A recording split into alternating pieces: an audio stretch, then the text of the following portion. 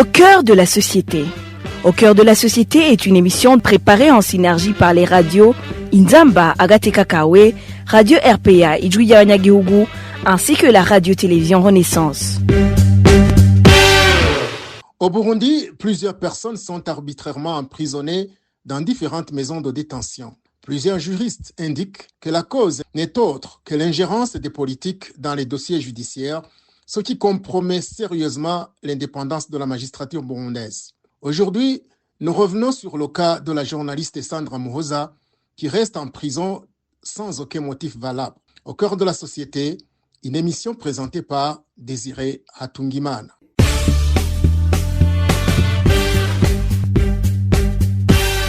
Cela fait plus de 3 mois que la journaliste Sandra Muhoza est détenue à la prison de Mhimba sans aucune base légale. Cette incarcération fait suite à la décision de la Cour d'appel de Mukaza de se déclarer incompétente à juger l'affaire, le délit présumé n'ayant pas été commis dans la ville de Bujumbura. Le maintien de Sandra Muhoza en détention constitue ainsi une violation flagrante de la loi et commence à affecter son état de santé. Les détails avec notre consoeur de la radio Inzamba, Julienne Muzinga. Depuis le 13 juin, la Cour d'appel de Mukaza s'est déclarée incompétente à poursuivre le dossier de la journaliste Sandra Muhoza, estimant que l'infraction reprochée n'avait pas été commise à Bujumbura, mais dans la province d'Ongozi. Cette décision annulait de facto la condamnation prononcée en première instance, ainsi que le mandat d'arrêt du parquet de Mukaza à l'origine de son incarcération. Pourtant, plus de 3 mois plus tard, la journaliste reste détenue illégalement. La privation de liberté de Sandra constitue une violation flagrante de la loi et affecte déjà sa santé. Elle souffre d'une hernie discale. Pour rappel, Sandra Muhoza, alors journaliste aux médias en ligne La Nova, avait été arrêtée le 12 avril 2024 à Ngozi par les services de renseignement. On l'accusait d'avoir diffusé sur WhatsApp des informations évoquant une supposée distribution de machettes à la jeunesse du parti CNDD-FDD. Le 16 décembre 2024, le tribunal de grande instance de Mukaza l'avait condamné à 21 mois de prison ferme, dont 18 pour atteinte à l'intégrité du territoire national et 3 pour inaversion raciale. Une décision vivement dénoncée par ses avocats, les associations de journalistes et les organisations de défense des droits humains. Merci Julienne. L'emprisonnement de la journaliste Sandra Muhoza qui illustre comment le pouvoir burundais utilise la justice pour empêcher toute personne d'oser s'exprimer contre lui.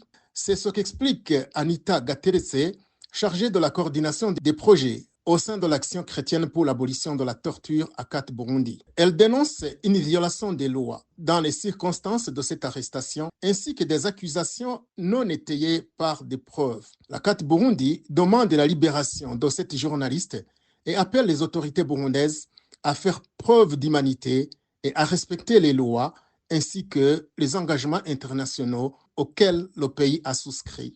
L'Action des chrétiens pour l'abolition de la torture, la CAT Burundi, exprime sa vive préoccupation face à l'incarcération injuste de la journaliste Sandra Muhoza, qui est victime de graves irrégularités judiciaires et de poursuites arbitraires depuis 1 année et 5 mois.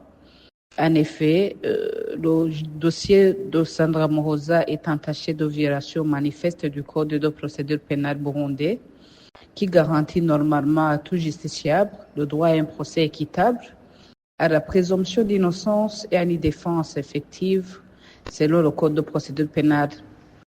Il est à noter que les chefs d'accusation portés contre la journaliste sont dépourvus de tout fondement factuel, reposant sur des allégations montées de toutes pièces visant à criminaliser son travail journalistique.